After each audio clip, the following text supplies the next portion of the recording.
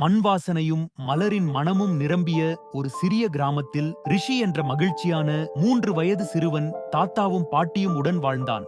ரிஷியின் நெருக்கமான தோழர்கள் தாத்தா பாட்டி வளர்த்த கோழிகள் மற்றும் மென்மையான ஆடுகள்தான். அவன் தாத்தா பாட்டிக்கு உதவ மிகவும் விரும்பினான். கவனமாக கோழிகளின் கீழிருந்து வெப்பமான முட்டைகளை எடுத்து பாட்டி கூரை பிடித்து வைப்பான். பின்பு புதிய பசுமை மண்புற்களை எடுத்துக்கொண்டு ஆடுகளுக்கு உணவளிக்கும். அவை மென்மையான நக்கலுடன் வரவேற்கும். ரிஷிக்கு இவைகள் வேலைகள் அல்ல, அவனது சிறந்த நண்பர்கள், அவனது உலகம் எனவே இருந்தன. அவனோ ஒவ்வொரு ஆடுக்கும் ஒரு சிறப்பு பெயர் வைத்தான். மதிய நேரங்களில் நீளமான புல்வெளியில் அமர்ந்து விலங்குகளுக்கு கற்பனை கதைகள் கூறும். தமது முற்றத்தில் அமர்ந்திருந்த தாத்தா பாட்டி ரிஷியை ஒரு எதிர்கால விவசாயியாக கண்டு மகிழ்ந்தனர். மாலை நேரத்தில் கிராமம் வெப்பமான சூரிய ஒளியில் மின்ன ரிஷி அவனது விருப்பமான விலங்குகளுடன் சூழப்பட்டபடி இங்கேயேதான் இருப்பதற்காக நன்றியுடன் இருந்தான்.